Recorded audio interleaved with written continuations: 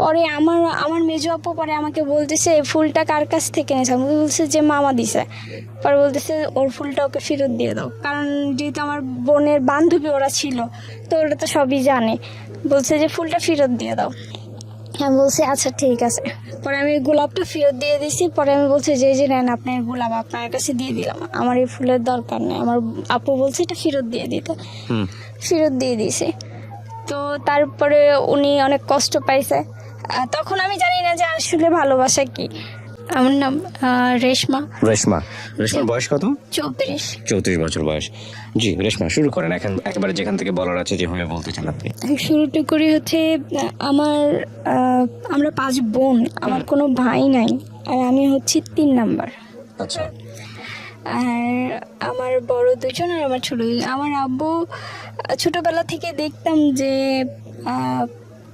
কখনো বাড়িতে আমি তাকে পাই নাই, আমি তাকে দেখি নাই, কিন্তু বাসায় থাকতো না। পরবর্তীতে আমি জানতাম যে আমার আব্বু মানে মুদি দোকান, মানে মুদির ব্যবসা আছে আমাদের। আচ্ছা। কিন্তু আসলে সেটা না। পরে এটা আমি জানতে পারছি আরো অনেক বড় যখন হয়ে গেছি, তখন জানতে পারছি যে আসলে আমার আব্বুর মানে কোথায় দোকান ছিল বা কি মানে কি করতো, ব্যবসা কি করতো সেটা। তো যাই হোক, তখন আমি এতটুকু বুঝি যে ওইটা বন্ধ হয়ে গেছে। ওই ব্যবসা যখন বন্ধ হয়ে গেছে তখন আমাদের অবস্থা খুবই খারাপ হয়ে গেছে। আচ্ছা। আর তার আগে ছোটবেলা থেকে একটু দোষী ছিলাম আমি, মানুষের সাথে ঝগড়াঝাটি এগুলা খুব বেশি করতাম, এগুলোর প্রতি ইন্টারেস্ট খুব বেশি ছিল আমার। তো কেউ কিছু বললে তো তাকে তখন রাস্তার মধ্যে মার দিতাম, দিয়ে চলে আসতাম। আচ্ছা। মারধর করে চলে আসতাম। পরে বলতো যে তোর আব্বুর কাছে বিচার দেবো। পরে বলতাম যে আমার আব্বুকে তো আমি নিজেই দেখি না সকালে ঘুম থেকে ওঠে, তো তোরা কিভাবে দেখবি আর তোরা কিভাবে বিচার দিবি। আর আমার আব্বু যদি আমার কোনো কিছু বলে তাহলে এরপরে আরো মার খাবে, এই কথা বলে চলে আসতাম। তো এভাবে লাইফটা কাটে। তো ছোটবেলা থেকে আমার ফ্যামিলির মানুষ, আমি যে একটু দোষী, একটু রাস্তার মধ্যে খেলাধুলা করতাম বিধায় হয়তো বা জানি না কি কারণে আমার প্রতি মানে বিশ্বাস আস্থাটা হয়তো ওরকম ছিল না। মানে কার? ফ্যামিলি মেম্বারদের বলতে কি আমার মার বিশেষ করে ওরকম এটা ছিল না। তো ছোটবেলা আমাদের সম্পর্কে মানে আমার ফুফাতো বোনের আপনার ননাসের ছেলে, তো সম্পর্কে আমার মামা হয়। তো ওনাকে নিয়ে উনি আমাদের সাথে খেলতো। ওই সময়টাতে যে ছোট ছোট পোলাপান আছে না 7-8 বছরের, আমার থেকে বয়সে যারা বড়, তো ওরা হচ্ছে তাকে নিয়ে আমাকে অনেক কিছু বলতো। আর দেয়ালের মধ্যেও লিখে দিছিল যে তার নামের সাথে আমার নামে অ্যাড করা বা অনেক কিছু। বয়স কত? আমার বয়স তখন কত হবে, 5-6। আপনাকে নিয়ে ওনার নাম জড়িয়ে দিয়ে পাশ দিয়ে লিখতো দেয়ালের মধ্যে? লিখতো। তো আমার মা কোনো কিছু চিন্তা ভাবনা না করে না আমাকে অনেক মারছিল। এই জিনিসগুলি আমার খুব মনে আছে যে আমাকে অনেক মারছিল, আমার হাতের মধ্যে অনেক মারছিল। পরে আমি বলছি যে আমি তো জানি না এগুলি কে লিখছে বা এগুলি কিভাবে কে লিখছে সেটা তো জানি না। পরে যখন জানতে পারছে তখন কে লিখছে বা কি আসলে বিষয়, আগে আমাকে মারছে, তারপরে এটা যাচাই করতে গেছে যে আসলে কে বলছে বা কে লিখছে। পরে যখন যাচাই করতে গেছে, তো যাচাই করার পরে ওদের ফ্যামিলি থেকে বিচার দিছে, বিচার করছে। পরে ওই ভাড়াটিয়া এখান থেকে চলে গেছে। তো এরপর থেকে তার সাথে আমি আর যখন আস্তে আস্তে বড় হতে থাকি, তো আমার ওই মামার সাথে আমার কোনো রকমের কোনো কথাবার্তা বা কোনো কিছু হয় না। সে আসলে আমি শরমাইতাম বা আমার কথা বলতে ভালো লাগতো না। আর ছেলেদের সাথে এমনিতেও পরে কথা বলো, যে মাইর খাওয়ার পরে কথা বলা বন্ধ করে দিছিলাম, যে বলবো না, কারণ ওদের জন্য মাইর খাইতে হয় এই কারণে। তো এগুলো বন্ধ করে দেওয়ার পরে আস্তে আস্তে যখন বড় হই তখন মনে হয় যে আপনার ক্লাস 6-এ পড়ি, এইরকম একটা সময়ে তো আমারও উঠতি বয়স, আর হচ্ছে সেও মোটামুটি বড় হয়ে গেছে আমার ওই মামা। তো উনি আমাকে পছন্দ করতো। তো আমি ওই সময়েও আমি জানি না যে আসলে পছন্দটা কি জিনিস বা এগুলি সম্পর্কে আমার কোনো নলেজই ছিল না। পরে একদিন ওনাকে আবার আমার এলাকারই আমার আন্টি, তারপর হচ্ছে আমার যারা তো বোন ছোটটা আছে, ও আবার অনেক পছন্দ করতো। তো তো সম্পর্কে মামা হইতো, কিন্তু তারপরও পছন্দ করতো। হুম পরে একদিন উনি আমাকে একটা ফুল দিছে। তো আমাকে ফুলটা দেওয়ার আগে উনি বলছিল যে আমার বোন বা আমার আন্টি বলছিল যে মামা এই ফুলটা কার জন্য আনছেন। বলছে আমি যাকে ভালোবাসি এই ফুলটা যার হাতে দেখবা মনে করবা যে আমি তাকেই ভালোবাসি, আর তার জন্যই আনছি। হুম তো এগুলো বলার পরে ওরা মানে দেখতেছে যে আসলে কাকে দিবে, ফুলটা কার জন্যে আনছে। পরে ফুলটা আমার হাতে দেখছে, দেখার পরে ওনারা বলছে যে আল্লাহ, এত ছোট মেয়ের লাস্টে দিয়া মানে পছন্দ করার মতো আর কাউকে পাইলো না, এত ছোট একটা মেয়েকে। হুম পরে আমার মেজো আপু পরে আমাকে বলতেছে এই ফুলটা কার কাছ থেকে নিয়েছে। আমাকে বলছে যে মামা দিছে। পরে বলতেছে ওর ফুলটা ওকে ফেরত দিয়ে দাও, কারণ যেহেতু আমার বোনের বান্ধবী ওরা ছিল, তো ওরা তো সবই জানে। বলছে যে ফুলটা ফেরত দিয়ে দাও। আমি বলছি আচ্ছা ঠিক আছে। পরে আমি গোলাপটা ফেরত দিয়ে দিছি। পরে আমি বলছি যে যে নেন আপনার গোলাপ, আপনার কাছে দিয়ে দিলাম, আমার এই ফুলের দরকার নেই। আমার আপু বলছে এটা ফেরত দিয়ে দিতে, হুম ফেরত দিয়ে দিয়েছে। তো তারপরে উনি অনেক কষ্ট পাইছে। তখন আমি জানি না যে আসলে ভালোবাসা কি। পরে বলতেছে যে তুমি ফুলটা ফেরত দিয়ে দিলা। আমি বলছি যে হ্যাঁ, এটা রাইখে আমি কি করবো, এটার এই তো আপনি যার জন্য আনছেন তাকে দেন। হুম পরে এই যাক এগুলি সব চলে গেছে। তো এইভাবেই আর কি আমার সময়গুলি কাটছে। এরপরে যখন আস্তে আস্তে ক্লাস 7-এ উঠি, তখনও বান্ধবীরা দেখতাম কানা ঘুষা করতো, ভালোবাসা সম্পর্কে কথা টথা বলতো, আমাকে জিজ্ঞেস করতো কি রে লাইফে এমন কোনো কিছু এখনো হয় না, যে আসলে না। আর এগুলা কি জিনিস, একজন আরেকজনকে মানে কি, এটা ভালোবাসাটাই কি জিনিস, এই জিনিসটা তো আমি আসলে জানি না। পরে রাস্তা দিয়ে যাওয়া আসার সময় অনেকেই বিরক্ত করতো এলাকার, আর ওদের বাড়ি পর্যন্ত গিয়ে আমি বিচারও দিয়ে আসতাম যে আমাকে রাস্তার মধ্যে কিছু বললে। পরে গিয়ে তাদেরকে বিচার দিয়ে আসতাম যে এই যে যাইতেছি আপনার বাড়িতে গিয়ে বিচার দিয়ে আসতে। একদিন আপনার যে শুক্রবার হলে তো আগে যে বাংলা টেলিভিশনে ভিটিভিতে আপনার ছবি দেখাইতো আগে, তো এই ছবিগুলি পুরো মানুষ ভরে যাইতো ঘরে ছবি দেখার জন্যে ওই সময়। তো আপনার এই যে আমরাও দেখতাম ছোটবেলায়, এগুলা দেখার জন্য প্রায় পাগলই ছিলাম। পরে রাস্তা দিয়ে যাওয়ার সময় এক ছেলে আমাকে আমি দৌড়াইতেছি, মানে অ্যাড দিতেছে, তো দৌড়ে দোকানে যাচ্ছি, দোকান থেকে বাসায় আসবো। পরে এইভাবে হাতে করে আমাকে ধরে রাখছে, পরে এইভাবে আটকায় রাখছে রাস্তা। পরে আমি বলছি যে আপনি রাস্তা আটকাইছেন কেন, এইভাবে দৌড়াইতেছো কে, তুমি তো পড়ে যাবে, ব্যথা পাবে। পরে আমি ওনাকে বলে দিয়ে আসছি যে আমি ব্যথা পাইলে আপনার কে, একটা জুতা দিয়ে একটা বাড়ি দিব, এই কথা বলে দিয়ে তারপরে আসছি। পরে উনি সাথে সাথে এসে আবার আমার আব্বুর কাছে বিচার দিয়েছে যে দেখেন কাকা, ওরে আমি কিছু বলি নাই, ছোট বোন হিসেবে একটু আদর করি, এই কারণে ও হচ্ছে আমাকে দেখেন রাস্তার ভিতরে এতগুলি মানুষের সামনে এই কথা বলে দিয়ে আসছে।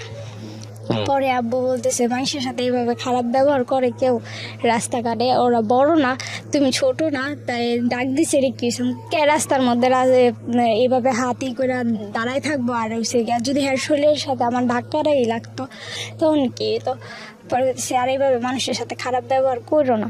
পরে বলছি যে আচ্ছা ঠিক আছে করবো না। পরে এগুলা বলে আবার চলে আসছে।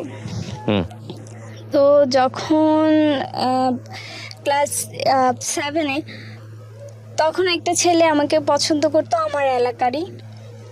আর ও আমাকে পছন্দ করতো কি, ওর অনেকের সাথে রিলেশন ছিল, মানে আমাদের বাড়ির পাশের বাড়ির অনেকের সাথে রিলেশন ছিল। আর এগুলি আমি পিয়নগিরি করছি, ওকে, এইসব সম্পর্কে আমি পিয়নগিরি করছি, আমাকে দিয়েই করাইছে। এটা গিফট আইনা দিত তাদেরকে, আমাকেই দেখাইতো এগুলি। তো আমি বলতাম যে এটা না ওইটা। আবার ওর আন্টির কাছেই পড়তাম, মানে প্রাইভেট পড়তাম, তো আন্টির কাছেই পড়তাম, তো একসাথেই পড়তাম মাঝে মধ্যে। আবার কোনো সময় সময় আলাদাও ছিল। তো ওইগুলি করার সময় আপনার হচ্ছে ওই আস্তে আস্তে মানে যখন এই এত কিছু করছে বা এত কিছু, তখন আস্তে আস্তে এই জিনিসগুলি সামনে আসছে যে আসলে ভালোবাসা কি।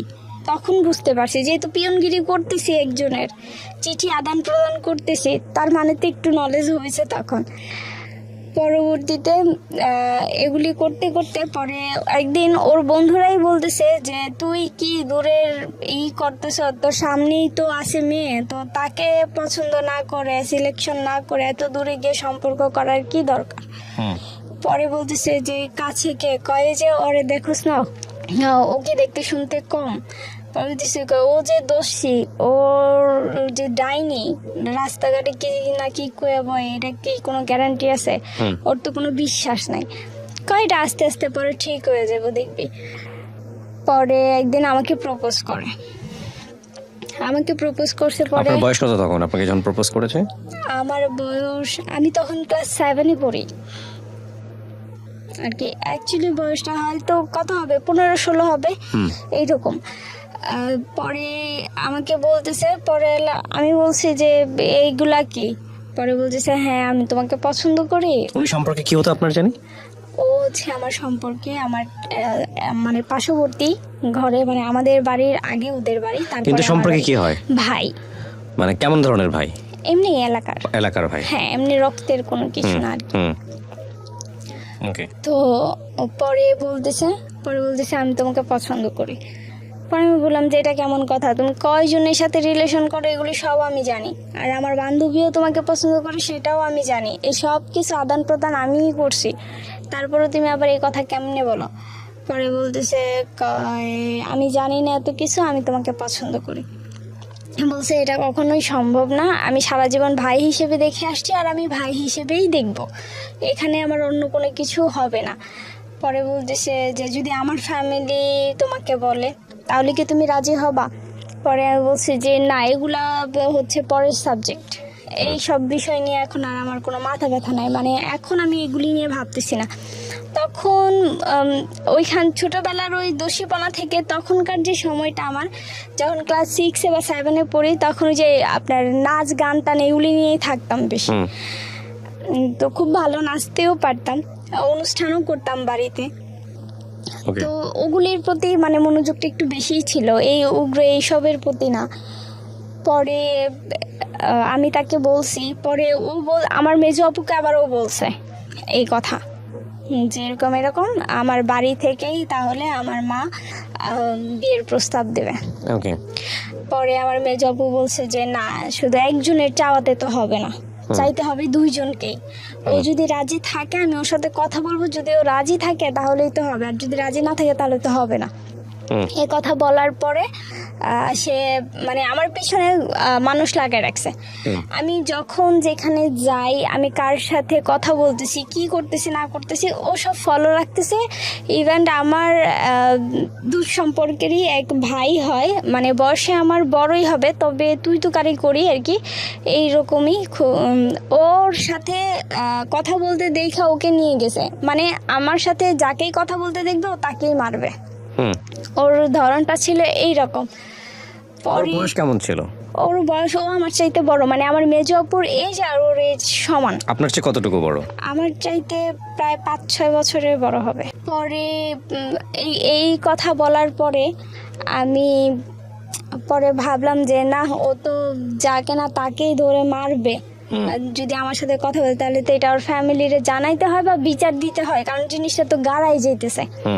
এভাবে লুকায় রাখতে পরে এই ব্যাপারে এর আগে কি করছে, আমার আম্মুকে ওই যে যখন চিঠি আদান প্রদান করে দিতাম, যখন পিয়নগিরি করতাম, তখন আমার আম্মুকে ওর আম্মু ডেকে বলছে, মানে ওই যে আমার ওই ভাই, ওর আম্মু ডেকে বলছে এরকম তোমার মেয়ে আমার ছেলের সাথে সম্পর্ক করে, এটা সেটা।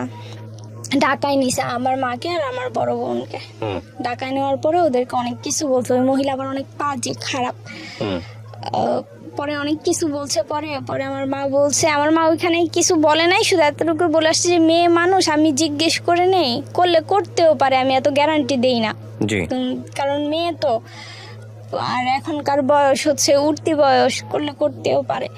তো এই কথা বললে আইসা আমাকে আর ভালো মন্দ কিছু জিজ্ঞেস করে নাই, জিজ্ঞেস না করে তখন বলতেছে আমার বড় আপু আর আমার মা যে এটা মানে নিজেরাই বলা বলি করতেছে, আর আমার বড় আপু বলতেছে দেখো তোমার মেয়ে জানে কোন সময় কোন আকাম করে বসে, মানে এই যে এই কথাটা শুনে, তো এই কথাটা আমি শুনছি, আমার খুব খারাপ লাগছে যে আদৌ আমাকে তো জিজ্ঞেস করতে পারতো।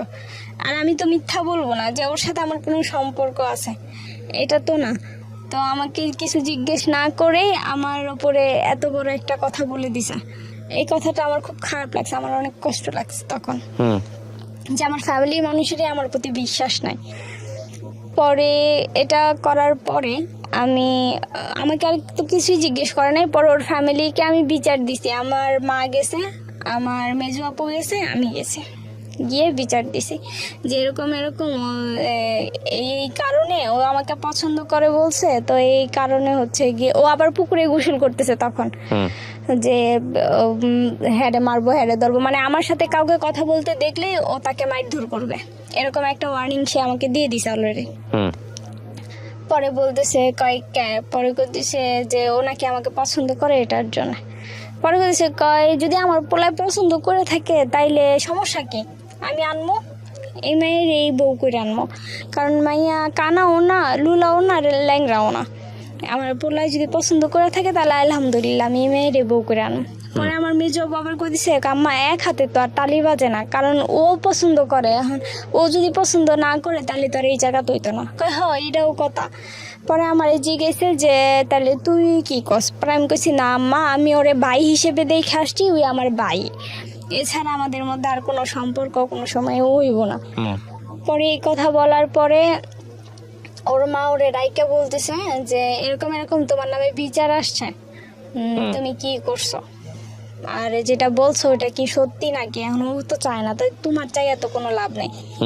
পরে ছোট বোন, আমার ছোট 5 নম্বর বোন যেটা, ওইটাকে নিয়ে হচ্ছে আমি ইয়েতে গেছি, স্কুলে গেছি, তখন ওইখানে আমাকে আটকাইছে, প্রাইমারি স্কুলে পড়তে নিয়ে যাই, তো ওইখানে আমাকে আটকে দিয়ে বলতেছেন যে তুমি, আমার মা তো বলছিল বিয়ের প্রস্তাব দিছিল, তুমি না করে দিছো কেন? আমি বলছি যে আমি না করবো না, আমি তো পছন্দ করি না।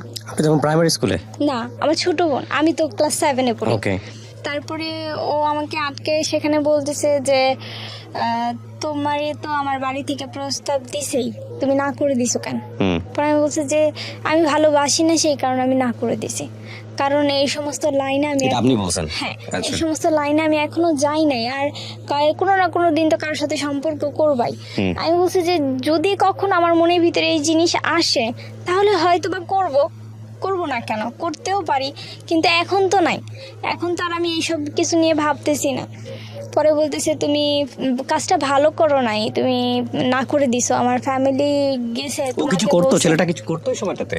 না ওই সময়ও কিছু করতো না, পেশায় কিছুই করতো না, শুধু ওই যে গিটার টিটার এগুলি নিয়ে পড়ে থাকতো আর কি, যখন যেমন চাইতো তখন তাই করতো। ঠিক আছে, এইরকম। তো পরে এই কথা বলার পরে ও বলতেছে আচ্ছা ঠিক আছে, এই কাজটা তুমি ভালো করো নাই। পরে এটা বইলা আমাকে এটা বলে দিল, পরে আমি বাসায় চলে আসছি। ওই দিন রাত্রেবেলা ওর মা ওকে শাসাইছেই না কি করছে জানি না, ও নাকি আপনার বিষ খাইছে। ওকে, বিষ খাইছে, তো এগুলো আমি কিছুই জানি না। বিষ খাইছে, বিষ খাওয়ার পরে নাকি রাত্রে 2টা বাজে ওকে নিয়ে হসপিটালে গেছে, ওয়াশ টাশ করাই নিয়ে আসছে। আচ্ছা, তো ওই যে না করে দিছি, তার ছেলে এই কাজ করছে, এটাই হচ্ছে তার মানে আমার দোষ। আর হচ্ছে এটা নিয়েই উনি কত ভাষায় মানে গালাগালি, মুখে যা আসছে তাই বলছে, ইভেন আমার বোনদেরকে, আমাদেরকে, মানে আমাকে, আমার ফ্যামিলিকে যা ইচ্ছা তাই বলছে। তো অনেক বছর এটা নিয়ে ওনাদের সাথে এমন কোনো কথা বলি নাই, কোনো কিছু বলি টলি নাই, কোনো সম্পর্ক ওরকম আর ছিল না। পরে এটা চলে আসছি। তো আপনার হচ্ছে যখন আমি ক্লাস 8-এ উঠি, তখন যে আন্টির কাছে আমি পড়তাম, ওই আন্টিরই আপনার বিয়াই হয় আর কি, বিয়াই হয় সম্পর্কে। তো সে হচ্ছে আপনার পেশায় হচ্ছে একজন গিটারিস্ট। ওকে, হ্যাঁ, তার বড় বড়, যেহেতু ব্যান্ডের সাথে জড়িত, তার এমন চুল ছিল অনেক বড় বড়। তো তাকে সে আর কি ইটি করতো, গান টান করতো, অত আসতো, কথা টথা বলতো। পরে একদিন তার ইয়ের জন্যে আমাকে একটু বলছিল যে এরকম এরকম, আমি ক্লাস হ্যাঁ, এটা থেকে তখন ক্লাস 9-এ উঠছি আমি। জি। আর ও যে মেয়েকে পছন্দ করে সেই মেয়ে ক্লাস 10-এ পড়ে, মানে আমার এক ক্লাস সিনিয়র সে। হুম। তো তখন হচ্ছে আপনার 9 আর ক্লাস 10, এই 9-এর একজন আর পরীক্ষার হলে আর 10-এর একজন বসায়। আচ্ছা। তো আমি ক্লাস 9-এ, ও ক্লাস 10-এ। তো এইভাবেই করতে করতে আপনার হচ্ছে পরে বলতেছে যে এরকম আমার ওই আন্টি যার কাছে আমি পড়ি, প্রাইভেট পড়ি, সে আন্টি বলতেছে এরকম এরকম তোদেরকে একটা কাজ দেবো। পরে বলছে আন্টি কী কাজ দেবেন? বলতেছে যে এরকম এরকম ও তো একটা মেয়েকে পছন্দ করে, আর মেয়েটা হচ্ছে তোদেরই ক্লাসের, একসাথে মনে হয় পরীক্ষা দেবে, ক্লাস 10-এ পড়ে। নাম টাম সব বললো, মেয়ের বিবরণ দিয়ে দিল। পরে বলতেছি যে কোন শাখার কথাও বলে দিল। বলার পরে বলতেছে যে ওই মেয়েটাকে দেখবি, যে আসলে মেয়েটা দেখতে কেমন। বলছি যে আচ্ছা ঠিক আছে। তো পরীক্ষার হলে আমি আর আমার বান্ধবী দুইজনই, মানে আমার সিট সামনে আর আমার বান্ধবীর সিট হচ্ছে পিছনে। আর আমার বান্ধবীর সামনে হচ্ছে গিয়ে আবার ওই মেয়েটা বসা, মানে ওর সিট আর আমার বান্ধবীর সিট একসাথেই পড়ছে। ও ক্লাস 10-এ, আমার বান্ধবী 9-এ। তো আমরা দেখছি, এখন আমার বান্ধবী ওকে দেখা তাকাই গেছে, মানে মেয়েটা খুবই সুন্দর, অনেক সুন্দর দেখতে। পরে দেখে তাকায় আছে। আমি পরীক্ষার হলে পরীক্ষা দেওয়া বাদ দিয়ে ওর দিকে তাকায় থাকলে স্যারে তোমার খাতাটা লয়ে যাবো। পরে চুপ করে রয়েছে, অনেক সুন্দর তো, দেখলে দেখতেই মন চায়। আমি কি এমনি তাকায় থাকো না। পরে সত্যি সত্যি স্যার এসে ওর খাতাটা নিয়ে গেছে, কারণ দেখছি যে ঘাড় ঘুরাই রাখছে ওই পাশে, মনে করছে যে ওটা দেখা লিখতেছে। পরে যখন স্যার দেখলো যে না ও ক্লাস 9-এ পড়ে, ও ক্লাস 10-এ পড়ে, পরে বলতেছে আবার খাতাটা দিয়ে দিছে, ওরে আবার কিছুক্ষণ পানিশমেন্টও দিছে। তো আমি বলছি, পরে আন্টির আমি বললাম যে আন্টি দেখছি মেয়েটা অনেক সুন্দর। পরে বলতেছে আর ওই সময়ে আপনার হচ্ছে আমাদের স্কুলে একটা কনসার্টের আয়োজন করা হয়েছিল। তারপরে ওই যে ছেলেটার জন্য যে কথা বলতে করছিলাম, পরে ওই ছেলেটাকে আবার আমার ভালো লাগছে। যে ছেলেটা আপনার পিছনে করতো? না, তাহলে ওই যে কনসার্ট করে আমার আন্টি, যে ছেলেটা আপনার জন্য বিষ খাইলো, ওর কি অবস্থা? ওর অবস্থা ওর মতো। বিষ খাওয়ার পর আপনার সঙ্গে যোগাযোগ নাই? না, আমার সঙ্গে যোগাযোগ নাই। ওই যে অকথ্য ভাষায় তার ফ্যামিলি গালাগালি করছে, এরপরে তো একটা দূরত্ব এমনিতেই তৈরি হয়ে গেছে। আচ্ছা। পরে গিয়ে ওই ছেলেটাকে, পরে আমি যার সাথে লাইফে জড়াইছি সে হচ্ছে, ওর সাথে আপনি জড়ালেন কিভাবে? মানে যার সাথে আপনি লাইফে জড়ালেন, মানে এই যে এটাই, মানে ওই যে পরীক্ষা দিতে গেছে না, তো ওর থেকে পরে আমাকে বলছিল যে কনসার্টে হবে, তো ওই মেয়েটার কে বলতে যে ওই ছেলেটা ওই মেয়েটাকে পছন্দ করে। পরে আন্টি আর আমাকে এটা শিখিয়ে দিছে। পরে আমি বলছি যে এরকম এরকম, ওই মেয়েটাকে গিয়েই বলছি যে আপু আপনার নাম কি এটা? পরে বলতেছে হ্যাঁ। পরে আমি বলছি আপনি ওনাকে চেনেন? পরে বলতেছে হ্যাঁ চিনি। পরে আমি বলছি যে উনি তো আপনাকে অনেক পছন্দ করে, আমাকে বলছি সেটা। পরে ওই মেয়েটা বলতেছে যে ওনাকে গিয়ে বইলো আপু যে ও আমার পায়ের স্যান্ডেলেরও যোগ্য না। আপনাকে রিপ্লাই দিছে এটা? হ্যাঁ, আমাকে এটা। পরে আন্টিরা আমাকে বলতেছে যে জিজ্ঞেস বলছিলাম। পরে আমি বলছি যে হ্যাঁ বলছি। আসলে কি ছেলেটা পছন্দ করতো? হ্যাঁ, আসলে অনেক পছন্দ করতো। এটা কি ছেলেটা আপনাকে বলছে? হ্যাঁ, এটা আন্টি সবার কাছেই বলছে। আপনি তো শুনেন না নিজের কানে? আমি নিজের কানে শুনি নাই, কিন্তু পরে ওই যে যখন তাকে রিপ্লাই উত্তরটা আন্টি দিতেছিল, তখন আমরা সামনে, মানে আমরা পড়তে বসছি তো তখন। পরে বলতেছে যে এরকম এরকম, তুমি তো এরকম মানুষকে পছন্দ করছো, এখন উত্তর কি দিছে? পরে বলতেছে ওদের কাছে উত্তর দিছে তুমি নাকি তার স্যান্ডেলেরও যোগ্য না। আচ্ছা। পরে এই কথাটা শুনে ছেলেটা অনেক কষ্ট পাইছে, মানে চোখের পানি টলটল করতেছিল আমাদের সামনেই তখন। পরে দেখলাম যে উনি ওনার কষ্টটাকে হাইড করে গিয়ে উনি হাসতেছে, মানে চোখের পানিটা নিচে পড়তে দিল না, উনি হাসতেছে। ওনার এই জিনিসটা দেখে আমার খুব, মানে আমার মনটা তখন একটু নরম হয়ে গেছে ওনার প্রতি, যে মানুষ এরকমও হয়, এত কষ্টের পরে কিভাবে নিজেকে হাইড করে নিল। পরবর্তীতে এইভাবেই পরে আস্তে আস্তে মানে তখনই আপনার ওনাকে ভালো লাগে? হ্যাঁ, ওনাকে ভালো লাগছে। আস্তে আস্তে আপনার হচ্ছে ইয়েতে গেছি, অনেকেই আমাকে অফার করছে এমনি, কিন্তু আমার জন্য কোনো বিয়ের ঘর কোনোদিনও আসে নাই ভাইয়া। তো যখন আসছে উনি পরে নানানভাবে মানে রং নাম্বারে ফোন দিয়ে দিয়ে আমি ওনার সাথে কথা বলতাম। আচ্ছা। আর এই সুবাদে হচ্ছে আমাদের একটা জায়গা রাখতে গিয়ে আমার মা অনেক টাকা ঋণ করে ফয়জা। তো এত টাকা ঋণ করে, ঋণের বোঝা এত যে 2006 সালে আমি 2007 সালে এসএসসি পরীক্ষার্থী ছিলাম। আমি 2006 সালেই আমার লেখাপড়াটা বন্ধ করে দিতে হয়। আমার লেখাপড়াটা বন্ধ করে দেয়। আমার আব্বুর অনেক ইচ্ছে ছিল আমাকে একজন লয়ার বানানোর। আর ওনার কথাতেই আমি তখন আর্টস নিয়ে লেখাপড়া শুরু করি। যখন ক্লাস 9-এ উঠি তখন তো সাবজেক্ট আপনার ভাগ করে দেয়া হয়, আর্টস, কমার্স, সায়েন্স। তো আর্টস নিয়ে লেখাপড়া করি, যেহেতু বাবার ইচ্ছে একজন লয়ার বানাবে সেই ক্ষেত্রে। তো ক্লাস 9-এ থেকে যখন ক্লাস 10-এ উঠবো তখন আমার লেখাপড়াটা বন্ধ করে দেয় আমার ফ্যামিলি। বলতেছে যে তখন যে জায়গা কিনছে অনেক টাকা ঋণ করছে এই কারণে। পরে বলতেছে যে এইভাবে তুই করতে পারতেছি না, তো একজনকে ভর্তি করলে আবার আরেকজনকে ভর্তি করতে পারতেছি না। পরে বলতেছে তোমার ছোট বোনকে ভর্তি করি, সামনের বছর তোমাকে ভর্তি করাই দেবো। শুধুমাত্র 800 টাকার জন্য আমাকে তখন ভর্তি না করে আমার ছোট বোনকে ক্লাস 7 থেকে 8-এ ভর্তি করে। আর আমাকে হচ্ছে ক্লাস 9-এ আমার পড়ালেখাটা ওইখানে বন্ধ করে দেয়। তখন আমি সবেমাত্র ক্লাস 10-এ উঠছি, ভর্তিটা তখনই হবে।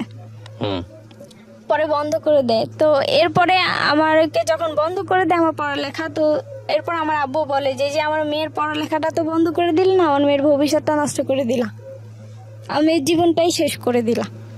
এই কথাটা আমার আব্বু বলছে। পরবর্তীতে অনেক কষ্ট, এই জায়গা কেনার পরে এমন সময় গেছে ভাইয়া যে আমরা 7টা মানুষ ফ্যামিলিতে, 7 জন মেম্বার, 15 দিন একটানা আপনার শুধু রাত্রেবেলা খাইছি আর দুপুরবেলা না খাওয়া। অথচ আমার ফ্যামিলিতে কোনো দিনও আমার আব্বু কষ্ট কি জিনিস আমাদেরকে বুঝতে দেয় না ছোটবেলা থেকে। কিন্তু এই জায়গা কেনার পর থেকে এইরকম। পরে আমার ফ্যামিলিতে আমার আত্মীয় স্বজনরা পাশাপাশি বাড়ি ঘর, তো সবাই আমাদের চুলাতেই রান্না করতো, আমাদের গ্যাসের চুলাতেই সবাই রান্না করতো। কিন্তু কেউ, আমার ফুপু, আমার যেটা বলেন যেটি বলেন, কেউ আমাদেরকে এক থাল ভাত দিয়ে জিজ্ঞেস করে নাই। আমার ছোট বোনটা তখন মনে হয় 7 বছরের, ও না খেয়ে থাকতো সারাদিন, শুধু রাত্রে খাইতো। তা আমাদের পাশের এক চাচি আছে, উনি আবার জিজ্ঞেস করতো যে আরে মা কিছু খাইছো? পরে বলতো হ্যাঁ খাইছি আন্টি, আলুর ভর্তা আর ডাইল রান ছিল মা, ওগুলা দেয়া ভাত খাইছি। আসলে কিন্তু কিচ্ছু নাই ঘরে খাওয়ার মতো। এইরকম পরিস্থিতিও কাটাইছি। তখন খুবই খারাপ অবস্থা। তারপরে গিয়ে ওকে যখন ওর সাথে আমার রং নাম্বারে কথা হইতে হইতে তখন ও এক সময় জানতে পারে যে আমি ওই মানুষ যে ওর সাথে রং নাম্বারে কথা বলতেছি। পরবর্তীতে আমাদের মধ্যে 6 সালে একটা রিলেশন তৈরি হয়। আচ্ছা। আর রিলেশন বলতে তখন আমি তাকে বলছিলাম যে হ্যাঁ আমি তো কাকে ভালোবাসি সেটা আপনি জানেন। পরে বলতেছে কাকে ভালোবাসো বলো। আপনি জানেন সেটা, আমার আর নতুন করে বলার কোনো দরকার নেই। পরে বলতেছে যে হ্যাঁ আমি জানি সেটা আমি বলছি তো জানেনি, তাইলে তো আর আমাকে এটা জিজ্ঞেস করার কোনো দরকারই নাই আপনার।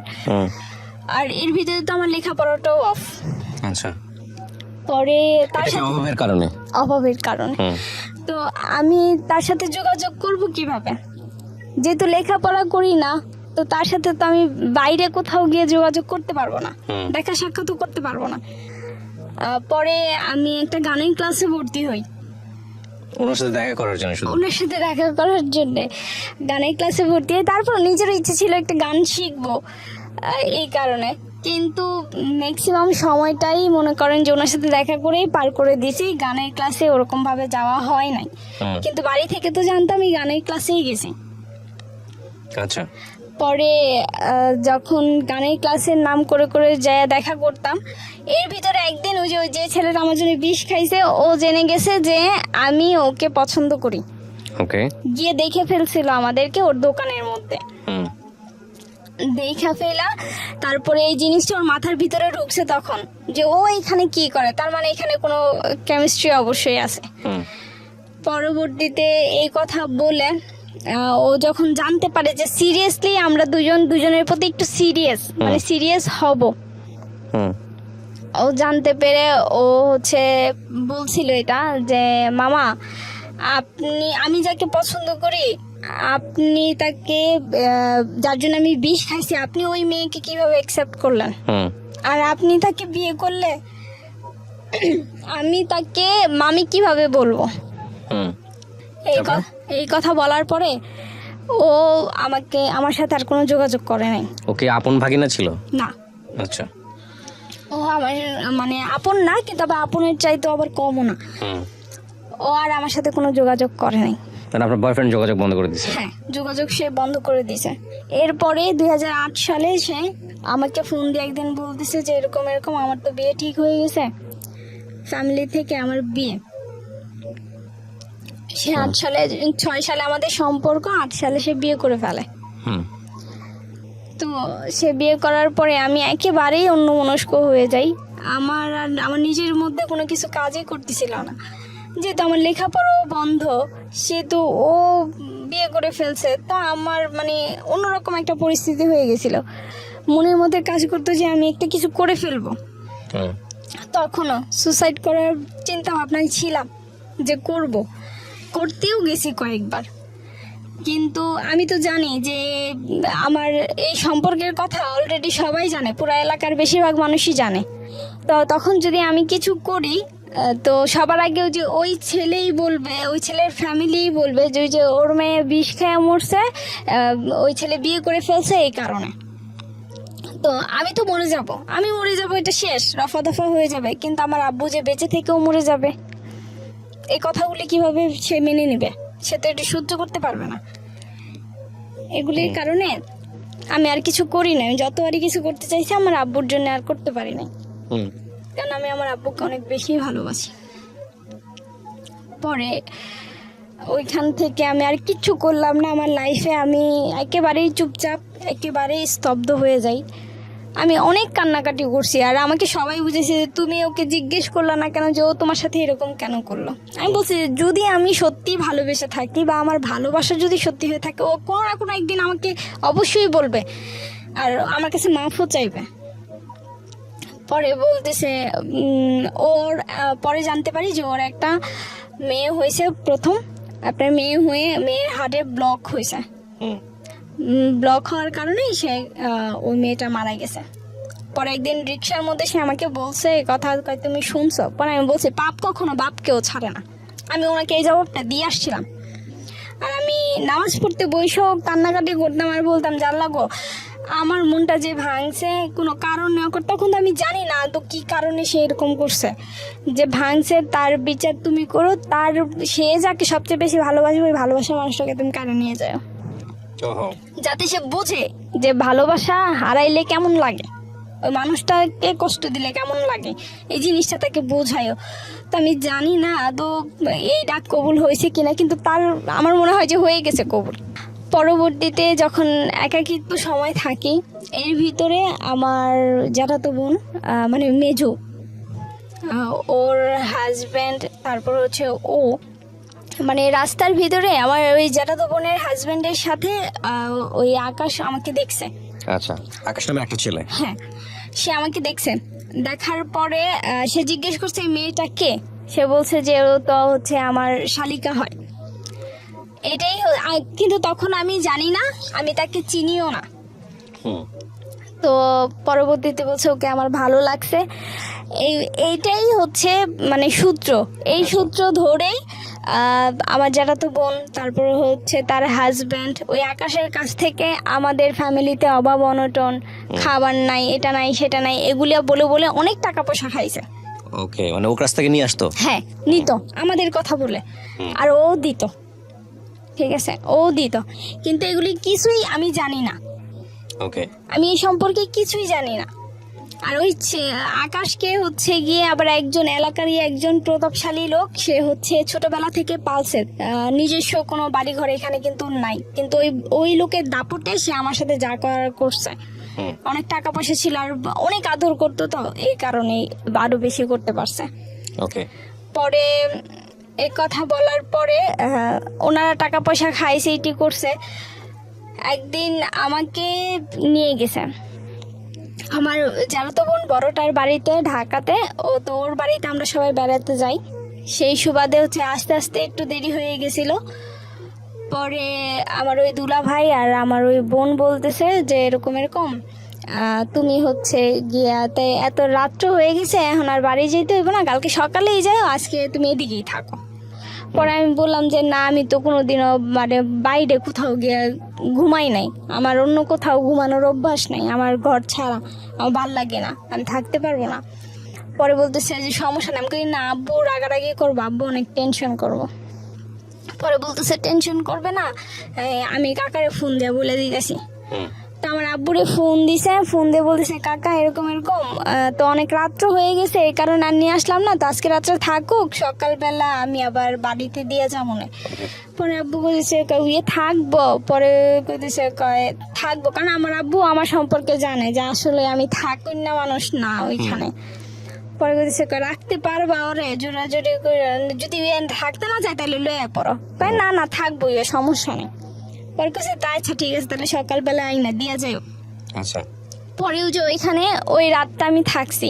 ও হচ্ছে পরের দিন সকালবেলা মানে সারা রাত্র ওই বাড়িতেই ছিলাম। বাড়িটা অনেক ভিতরে, মানে খোলা মাঠ, এরপরে জঙ্গল গাছপালা দিয়ে ভরা, তারও ভিতরে অনেক ভিতরে বাড়ি, মানে মেন রাস্তা থেকে অনেক দূরে। না কিন্তু আমি বুঝতে পারছি না, এরকম অপরিচিত একটা ছেলের সঙ্গে আপনার বাবা থাকার পরামর্শ দিবে কেন? না না, আমার বাবা তো আমার জ্যাঠাতো বোনের বাড়িতে থাকার পারমিশন দিয়েছে। কিন্তু ওই বাড়িটা কি, ওর বাড়ি কি জ্যাঠাতো বোনের বাড়িতে কাছাকাছি ছিল নাকি আগে এসে বসেছিল? না, ওরা আগে থাকতে প্ল্যান করা ছিল। আপনি তো জানতেন যে আপনি এই ছেলেটার সঙ্গে? না, আপনিও জানতেন না? না। ওকে, তাহলে ছেলেটা আসলো কিভাবে? এই ছেলেটা আসছে হচ্ছে গিয়ে যে আমার জ্যাঠাতো বোনরাও যে আমার নাম করে করে ওর কাছ থেকে টাকা খাইছে। ওকে, সো ওই ছেলেটা এইভাবে আসছে? হ্যাঁ হ্যাঁ, তারপর ওইভাবেই আসছে। তো এরা তো প্ল্যান করেই রাখছে। ততদিনে তো আপনি ওর ছেলের সঙ্গে বোধহয় সম্পর্কে জড়াই গেছেন নাকি? না, না, তখনও জড়ান নাই? না না। Okay fine. হ্যাঁ, তখনও জড়াই নাই, আমি তো জানতামই না এই বিষয়ে। আর ওরা যে টাকা পয়সা খাইতেছে আমি এগুলোও কিছু জানতাম না। ওকে, তারপর? পরে ওই দিন রাত্রিবেলা কোনো কিছু হয় নাই, তো এগুলো তো ওনাদের প্ল্যান করাই ছিল। রাত্রিবেলা কোনো কিছু হয় নাই, আপনার সকালবেলা যখন ঘুম থেকে উঠছি, হাত মুখ ধুইছি, পরে দোকান থেকে চা এনে দিছে, পরে চাটা খাইছি। এখন আমি রেডি হব, আমি বাসায় চলে আসব। আমি বলতেছি যে আমি বাসায় চলে আসবো, আমি আর ওইখানে থাকবো না। পরে বলতেছে আচ্ছা যাইবা, তোমার ভাইয়ের দোকানটা বন্ধ করুক, একটু পরেই তোমার বাড়িতে নিয়ে দিয়ে। তা আমি দোকানে যাই, যা তোমার বাইরে পাঠাই দিতেছি, তোমার ভাই তোমার বাড়িতে নিয়ে দিয়ে আসবো। মানে আমার যারা তো বোন এই কথা বললো আমাকে। আমার যারা তো বোন এই কথা বলার পরে তো বাড়ি খালি, বাড়িতে আর কেউ নাই। আমি এক রুমে বসেছিলাম, তো একটু পরে দেখি একটা ছেলে ঢুকলো ঘরে, মানে আকাশ ঢুকলো ঘরে, ঘরে ঢুকার পরে সে হচ্ছে বাইরে থেকে, পরে আমি জানি না কে কি করছে, দরজাটা বন্ধ করে দিছে, মানে ছিটকিনি আপনার লাগাই দিছে বাইরে থেকে। ছিটকিনি লাগাই দেওয়ার পরে সে হচ্ছে আমার সাথে অনেক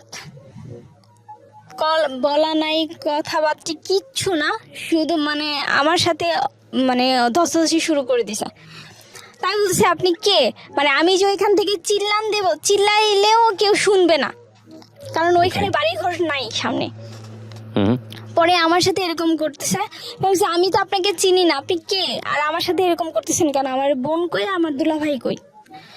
পরে বলতেছে যে সমস্যা নাই, তুমি আমার চিনো না, আমি তো তোমার চিনি, তুমি তো আমার কাছ থেকে টাকা পয়সা নিছো।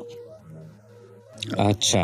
পরে বলছে আমি টাকা পয়সা নিচ্ছি, মানে হ্যাঁ তোমার ফ্যামিলিতে এই সমস্যা প্রবলেম, কিস্তি দিতে পারে না, তোমাদের ঘরে খাবার নাই, এগুলি বলে তো তুমি তোমার বোন রে দিয়ে তো আমার কাছ থেকে টাকা পয়সা নিয়েছো। পরে আমি বলছি আমি তো আপনাকে চিনিই না, আপনি কে সেটা তো আমি জানি না, আপনাকে তো আমি চিনিই না, তাহলে আমি কিভাবে নিলাম, আপনি কি কোনোদিন আমার নিজের হাতে দিছেন, আমাকে দিছেন? কয় না, তোমার বোনের হাতে দিছি। আমাকে তাহলে তাকে গিয়ে ধরেন, আপনি এই সমস্ত ব্যাপারে তারা আপনি আমাকে কিছু বলতে পারেন না, যেহেতু আপনি আমাকে সরাসরি দেন নাই। পরে এই কথা বলার পরে সে হচ্ছে আমার সাথে অনেক জোরাজুরি করে, ইভেন সে আমাকে একটা সময় গিয়ে সে আমাকে করে ওইখানে। এই প্রথম ভাইয়া কেউ আমার শরীর করে। পরে হচ্ছে যে আমার তখন অবস্থা খুবই খারাপ হয়ে যায়। পরে আমি বলতেছি যে আমি চলে যাব এখান থেকে, আমি এখানে থাকবো না, আমি চলে যাব। পরে ও বের হয়ে গেছে। পরে দেখলাম কে মনে হয় দরজা খুলে দিছে, ও বের হয়ে গেছে। পরে আমার বোন এসে বলতেছে যে যা হয়েছেই, মানে এরকম বুঝালো যে তারা কিছু জানে না, তারা কিছু জানে না এই ব্যাপারে। তো তাদের দরজা বন্ধ করলো কে আর খুললো কে, যদি তারা কিছু নাই জানে। পরবর্তীতে কান্না করতেছে, বলতেছে বাড়িতে এই সমস্ত ব্যাপারে কিছু বইলো না, যা হওয়ার হয়েছে আমি দেখতেছি এই জিনিসটা। পরে আমি আর বাড়িতে কাকে কি বলবো, কারণ তখন যে আমি ওর বিরুদ্ধে কোনো অ্যাকশন নেব, আমার ফ্যামিলি ভাত খাইতে ভাত পায় না, আমি কিভাবে নেব? কারণ আমার ফ্যামিলির তো ওরকম টাকা পয়সা কিছু নাই। পরে আমি কোনো অ্যাকশন বা কোনো কিছু নেই এরপর থেকে ও সব সময় আমাকে ব্ল্যাকমেল করে যাচ্ছে যে এরকম হয়েছেই তো, তাইলে আমাকে কেন বিয়ে করবে না? ছেলেটা বিয়ে করতে যাচ্ছে আপনাকে, আকাশ? হ্যাঁ, আমাকে কেন বিয়ে করবে না? বলছি যে না, আমি বিয়ে করব না, যা হয়েছে তো আমার লাইফে হয়েছেই, কিন্তু তারপর আমি বিয়ে করব না। তো আমি আর আমার বান্ধবী মিলে কোথাও ঘুরতে যাচ্ছিলাম, ওই সময় রাস্তার ভিতরেও আমাকে আটকাই দিছে। পরে বলতেছে রিক্সা থেকে নামো, রিক্সা থেকে আমাকে নামাই দিছে। আমি বলছি যে রিক্সা থেকে কেন নামবো? বলতেছে নামো, রিক্সা থেকে নামো, নেমে আসো। পরে পরে বলতেছে রাস্তাঘাটে মানুষ দেখতেছে, ভালোই নেমে আসো। পরে নামছি রিক্সা থেকে, নেমে আমি আর আমার বান্ধবীকে একটা ঘরে নিয়ে গেল। সেখানে গিয়ে দেখি যে আপনার হুজুর বসা, আর তারপরে হচ্ছে আপনার অনেক লোকজন বসা, মানে সে বিয়ের প্ল্যান করে ফেলছে, এখানে বিয়ে দেবে।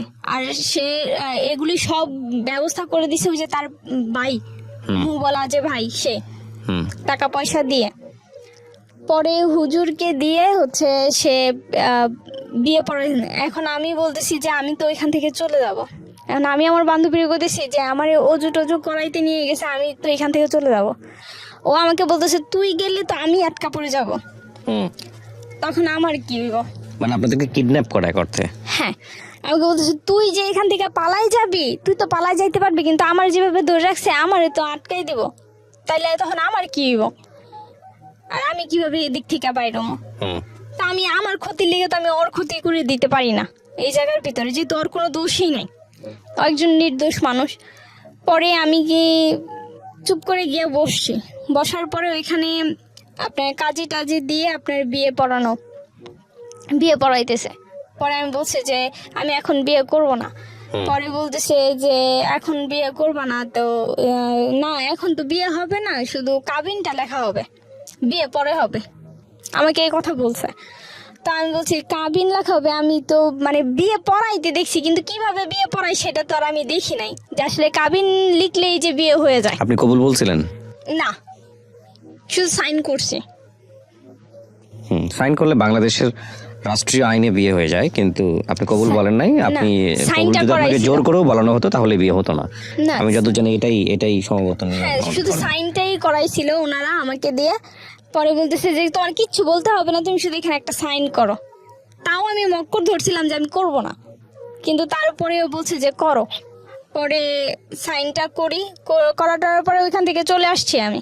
তো হুজুর ওইখানে ওই কাজী সাহেব বলতেছিল যে এই বিয়ে টিকবে না, অদূর ভবিষ্যতে এই বিয়ে টিকবে না, কারণ এটা যে পরিস্থিতিতে বিয়েটা করাইছে, আসলে এই বিয়েটা কোনো বিয়েই না, আর এই বিয়েটা টিকবেও না, এই কথা বলে দিয়েছে। পরে আমি বাসায় চলে আসছি।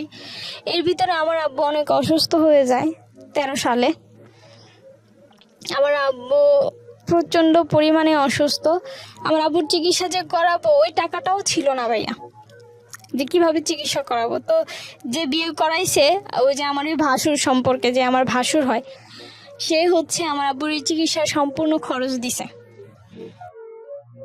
আর এর ভিতরে আমার এই মেজো আপুর বিয়ের সময় আপনার বাবা কি বললো এই বিয়ের খবর জেনে? আমার আব্বু তখন অনেক অসুস্থ। যখন আমার এই বিয়ের খবরটা শুনে, আমার আব্বু অনেক অসুস্থ তখন। থানা পুলিশ করে নাই? না, আমার ওই যে বললাম ভাত খাইতে ভাত পাই না, থানা পুলিশ কিভাবে করবে? আর আমার আব্বু তো অসুস্থই হয়ে গেছে। আপনার ভাই ছিল কোনো বড় ভাই? না, আমার কোনো ভাই নেই। ওকে, আমরা 5টা বোনই। পরবর্তীতে এই করে আমার মেজো আপুর বিয়ের সময় আমার ফ্যামিলি কিছু টাকা ঋণ করে, আচ্ছা। তো সেই ঋণ শোধ করবে কিভাবে? আমার যারা তো বোন বড়টার কাছ থেকেই টাকা নিছিল। তো আমার ওই বড় যারা তো বোন আর কি অনেক কিছু বলছে আমার আব্বুকে যে টাকা নিয়ে টাকা দিতে পারে না, উনি দিছিল। পরে উনি আবার অনেক কিছু বলছে, আমার আব্বু অনেক কান্না করছে।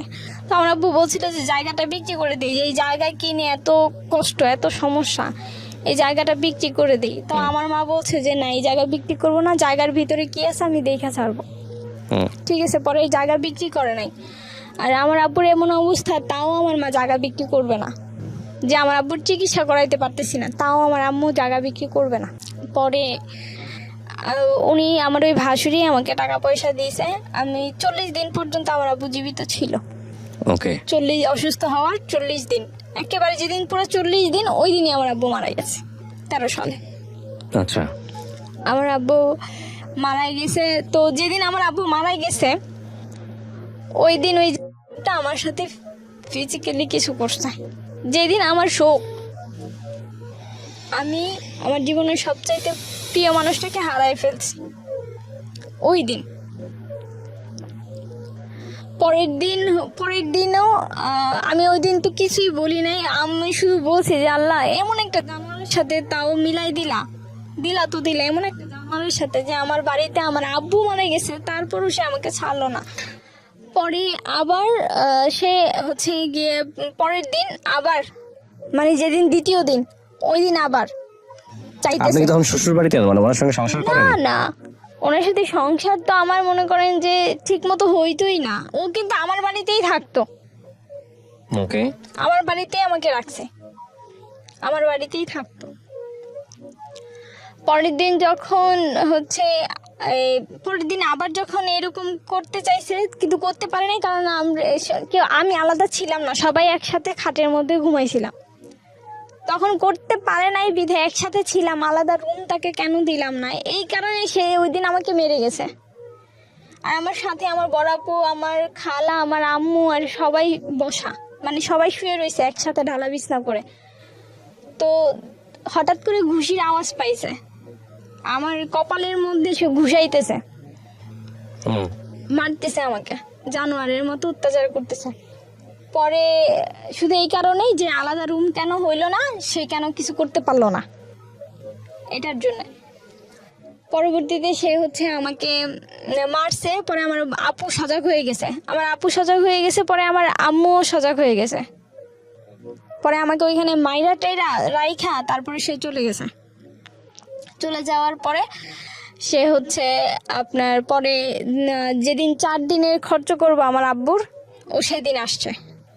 পরে আমার যারা তো বোন বলতেছে যে কি জানি কয়, ও বাড়িতে গিয়ে বলছে তোমার না কেমন ভাবে মাইরা গেছে। পরে আমি বলছি যে এই যে নাকের ফুল এই যে খুইলা ফালাই দিলাম, আমি মনে করবো যে আমার হাজবেন্ড নাই, মারা গেছে। ওকে। আমি নাকের ফুল খুলে ফেলে দিলাম। পরে কইতেছে কয় না এই করো না, ও অনেক অনুতপ্ত, যে এমন একটা সময় আমরাও গালাগালি করছি, এখন কি করবা তুই। পরে আমার ওই দুলো এই কইতেছে তুই আমার অভিশাপ দিস না, তুই অভিশাপ দিলে আমার অভিশাপ লাগিয়ে যাব, কারণ তোর জীবনটা নষ্ট হওয়ার পিছনে হাত আমারই। আমার ওই দুলা ভাই আবার এই কথা বলছে আমারে। বলছি না আমি অভিশাপ দিব কি, আমি কি ওর অভিশাপ দিতাম, এটা আমার ভাগ্য, আমার কপালে ছিল তাই হয়েছে, এটা বলে কাটাই দিছি কথা। পরবর্তীতে হঠাৎ করে আমি 17 সালে আপনার স্ট্রোক করি। এর ভিতরে তো আমাকে শারীরিক মায়ের ধৈর্য এটা সেটা করতোই, ঠিক আছে। তো একসাথে অনেকই মানে থাকি নাই, 3 বছরের বিয়ে হইলেও কিন্তু একসাথে থাকা খুব কমই পড়ছে। আর যখনই করতো যে আমি মাথা ব্যথার যন্ত্রণায় যে টিপটিন ওষুধটা খাইতাম, তো এটা খাইলে শুধু ঘুমাইতাম, তখন আর আমার হুঁশ জ্ঞান থাকতো না, যা হওয়ার তখনই হইতো। এর ভিতরে আমি সজাগ থাকা অবস্থায় কোনো সময় কোনো কিছু হইতো না আমার সাথে। যাই হোক, পরে 17 সালে আমি হঠাৎ করে আমি অসুস্থ হয়ে যাই, আমি স্ট্রোক করি। ওকে। আমি এত অল্প বয়সে আপনি স্ট্রোক করেন? হ্যাঁ, আমার হাতে পায়ে প্যারালাইসিস সমস্যা এখনো আছে, ঠিক হয় নাই এখন। তারপর 17 সালে আমি স্ট্রোক করি।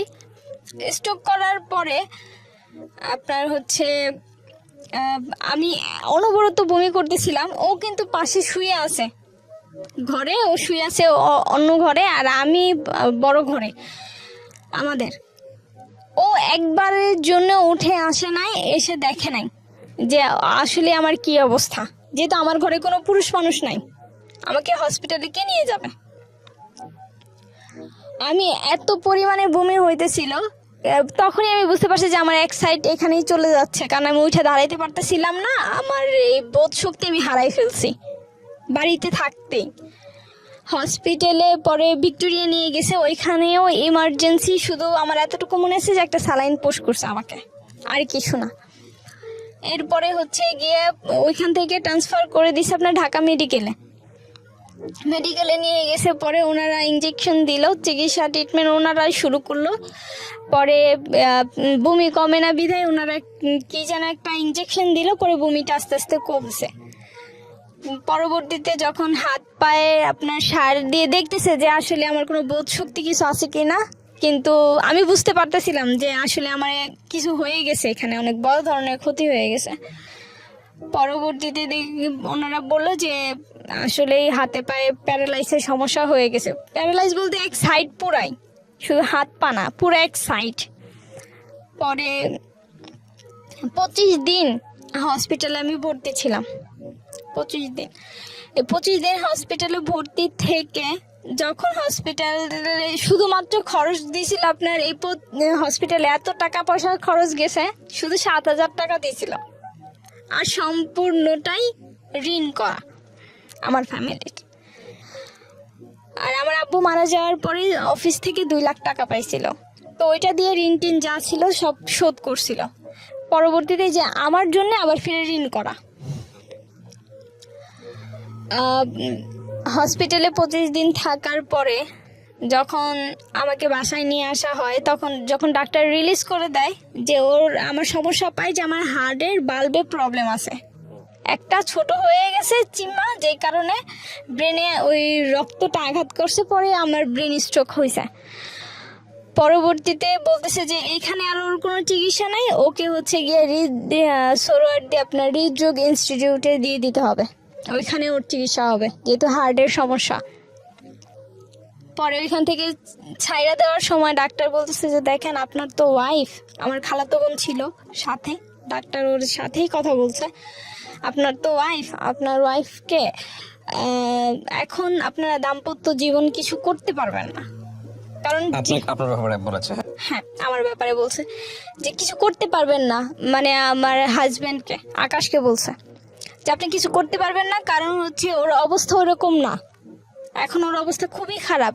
আপনার তো ওয়াইফ, বিবাহিত ওয়াইফ, ও যদি বেঁচে থাকে তাহলে সুস্থ হইলে আপনি নর্মাল জীবনযাপন করতে পারবেন, এতে কোনো সমস্যা নাই, কিন্তু এখন তো অসুস্থ, এখন আপনাকে এটা বুঝে নিতে হবে, আপনাকে ধৈর্য ধরতে হবে। ওকে ডাক্তার বুঝাই দিল। হসপিটাল থেকে ভাইয়া যেদিন আমি বাসায় গেছি, ওই দিনই ও আমার সাথে আবার, অথচ আমি নড়তে চড়তে পারি না, আমি পুরাই অসুস্থ, আমার নড়ার ক্ষমতাও তখন নাই। ওই সময় ও আবার আমার সাথে এরকম করতেছে। আমার মনে হচ্ছে আমার ভিতরে সবকিছু ছিঁড়া নিয়ে কেউ টাইনা ছিঁড়ে ফেলতেছে, এতটাই পরিমাণে কষ্ট হইতেছে। পরে আমি বাম পা তো আর লড়াইতে পারি না, পরে আমি ডান পা দিয়ে একটা লাথি দিয়েছি। এরকম করার পরে ডান পা দিয়ে আমি ওকে একটা লাথি দিছি, ওকে লাথি দিয়ে সরাই দিছে, তারপরেও আমাকে মারধর করছে। পরে টিকতে না পেরে আমি 17 সালে ওকে ডিভোর্স দিয়ে দিই, যে এরকম একটা জানোয়ারের সাথে সংসার করা আদৌ সম্ভব না। যাই হইতো না কেন, সব কিছুর জন্য বাইরের জিদ করে গিয়ে আমার উপরে মিটাইতো, আমার অনেক মারতো, জানোয়ারের মতো মারতো, এত মার তো আর সহ্য করা যায় না। পরে আমি ডিভোর্স দিয়ে দিই, আমি কাজের কাছে যাই, যে কাজে বিয়ে পড়াইছিল তার কাছে আমি গিয়েছি। আমি গিয়ে তাকে বলছি এরকম যে আমি তো ডিভোর্স দেবো, আমাকে কাবিননামাটা দেন। কই তোমার যে বিয়ে পড়াইছি তখনই তো বলছিলাম যে এই বিয়ে টিকবে না, আর কাবিননামার ওরা তো আমার বিয়ের খরচই দেয় নাই, ওই টাকাই দেয় নাই। পরে তারপর আমি 3,000 টাকা দিয়ে পরে বলতেছে তুমি তালাক দিবা, তো তালাকের কাগজটা আমি দিয়ে দিতেছি, তুমি ওর কাছ থেকে একটা সাইন করে এই কাগজটা আমার কাছে জমা দিয়ে দিও, আমি মেয়রকে দিয়ে দেবো, আমি কাউন্সিলরের কাছে পৌঁছাই দেবো। তার একটা যেহেতু তুমি চাইতেছো না কোনো কিছু, আমাকে না আমার কোনো কিছু, আমার টাকা পয়সার দরকার, আমার কোনো কিছু দরকার না, আমার শুধু ওর কাছ থেকে আমার জীবনটা ছুটানো দরকার, আমার আর কিছু দরকার নেই। পরে আমি নিজেই ওকে ডিভোর্স দিই। এর ভিতর তো কোনোদিন খোঁজ খবরও নেয় নাই। আবার থানায় গিয়ে আমি একটা জিডিও করে আসছিলাম, কারণ ও হচ্ছে আমাকে হুমকি দামকি দিত যে রাস্তায় বাইরে তোরা মায়েরাম, গালাগালি করতো ভাষায়। পরে আমি বুঝি যে আমি থানায় গিয়ে একটা জিডি করে আসি, যেহেতু বলা তো যায় না কখন কি করে। পরে আমি জিডি করে আসছি। তো এখন বর্তমানে আমি অসুস্থ হয়েও আমার ফ্যামিলির কাছে আমি বোঝা, যেহেতু ডিভোর্স দেওয়ার পরে হ্যাঁ ডিভোর্স দেওয়ার পরে আমার ফ্যামিলির কাছে আমি বোঝা। আমি যদি কিছু নাও করি তাও আমার বোনেরা আমাকেই দোষে। আমার বোনদেরকে কোনো কিছু বললে বা জায়গা সম্পত্তির ব্যাপারে কোনো কিছু যদি হয়ও, তো ওরা আমাকেই দোষে, আমাকেই গালাগালি করে। আমার এখন মনে হয় যে ওইখানে থাকাটাই আমার জন্য অনেক কষ্টের হয়ে গেছে, এইরকম একটা পরিস্থিতি।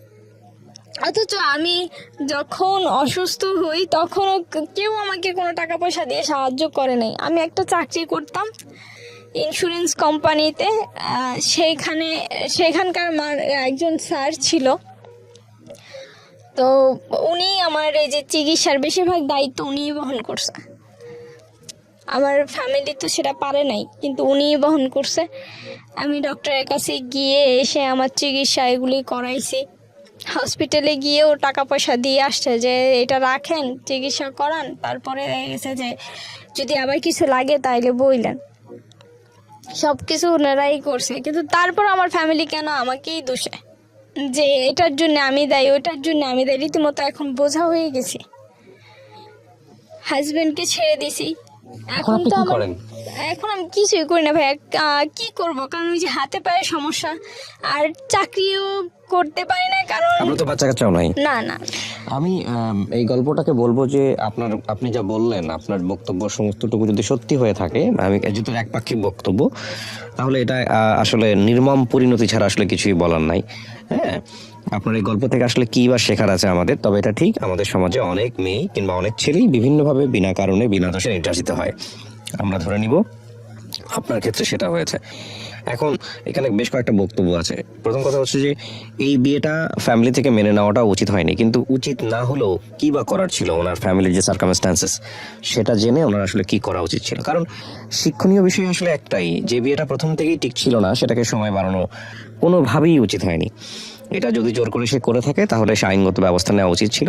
কারণ দিন শেষে দুটো মানুষ একসঙ্গে একই ছাদের নিচে, একজন নির্যাতিত হয়ে একটা সার্টেন পিরিয়ড পর্যন্ত হয়তো বা টিকতে পারে, কিন্তু life long it is definitely impossible. এবং এই ইম্পসিবল ব্যাপারটাকে যত দ্রুত শেষ করা যায় ততই মঙ্গল।